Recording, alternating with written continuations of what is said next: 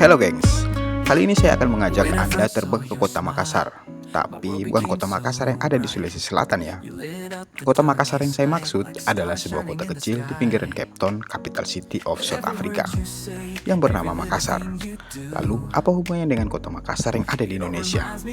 Mari simak video ini sampai selesai. Welcome back to Axon Channel.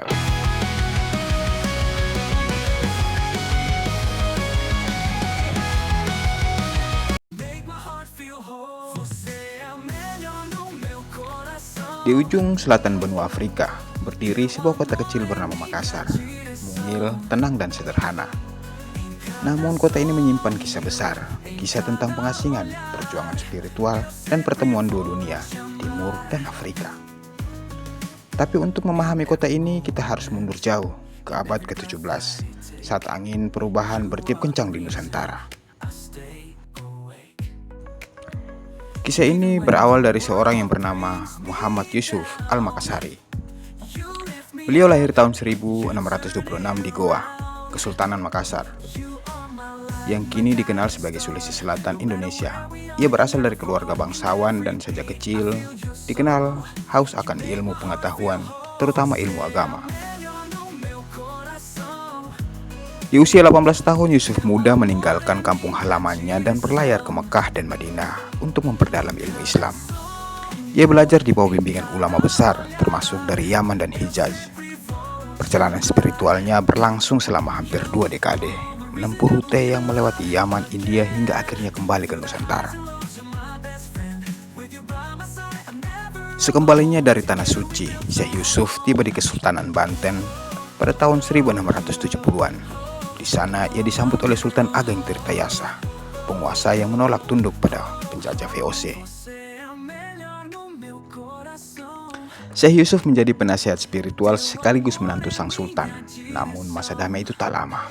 VOC, kongsi dagang Belanda yang tamak, melihat Banten sebagai ancaman karena kekuatan di jalur rempah. Perang saudara pecah antara Sultan Ageng Tirtayasa dan anaknya sendiri, Sultan Haji yang pro Belanda. Syekh Yusuf berdiri di sisi Sultan Ageng Tirtayasa dan memimpin perlawanan gerilya. Namun pada tahun 1684, setelah pengkhianatan dan pengepungan, Syekh Yusuf akhirnya ditangkap oleh VOC. VOC tahu bahwa memenjarakan Syekh Yusuf di tanah Jawa hanya akan membakar semangat rakyat. Mereka pun mengasingkannya ke tempat yang jauh, Ceylon, yang kini dikenal sebagai Sri Lanka. Selama di Ceylon, Syekh Yusuf tetap menyebarkan ilmu dan membangun komunitas muslim di antara para budak dan eksil dari Asia Tenggara. Namun pengaruhnya masih terasa besar di Jawa, sehingga VOC memutuskan untuk membuangnya lebih jauh lagi.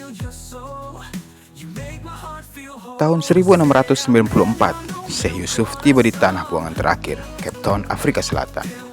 Ia dikirim bersama 49 pengikut setianya dan diasingkan ke sebuah daerah terpencil yang kini dikenal sebagai Makassar. Namun sekali lagi pengasingan itu gagal membungkam semangatnya. Justru di Cape Town, ajaran-ajarannya menemukan tanah baru. Ia menjadi cahaya bagi para budak dari India, Indonesia, dan Afrika Timur yang dibawa Belanda ke sana. Di tengah penindasan kolonial, Syekh Yusuf memberi harapan, membentuk komunitas muslim pertama di Afrika Selatan, dan menjadi simbol perlawanan spiritual. Syekh Yusuf wafat pada tahun 1699 dan dimakamkan di tanah pengasingannya. Namun, namanya tak pernah mati.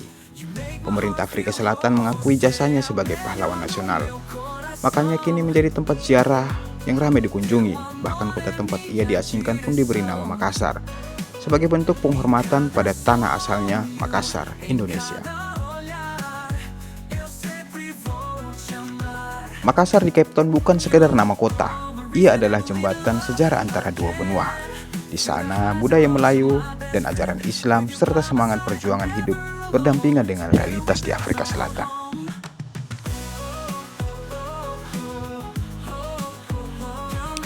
Mereka yang disebut Cape Malais banyak yang merupakan keturunan para pejuang, budak, dan ulama dari Nusantara. Mereka masih melestarikan bahasa Melayu lama, musik, dan tradisi yang dibawa sejak zaman Syekh Yusuf.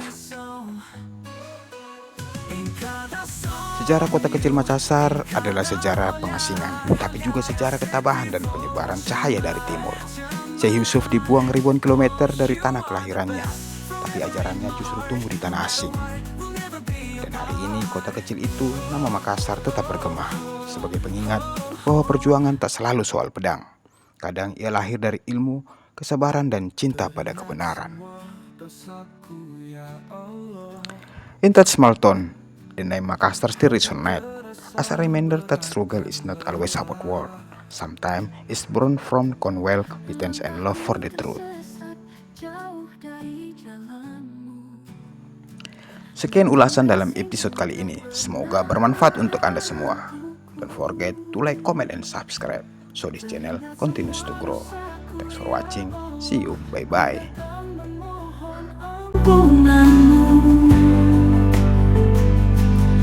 Hilaf dan salah menghancurkan jiwaku. Kepadamu ku berserah penuh rindu.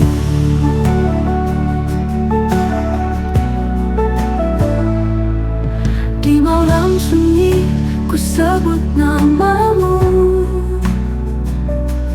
Hati merintih, hanya engkau yang tahu. Tak sanggup ku menahan beban ini. Ampunilah, sucikan jiwa yang penuh nista ini. Teringat semua dosaku ya Allah, ku datang memohon ampunanmu. Hilaf dan salah menghancurkan jiwaku. Kepadamu ku berserah penuh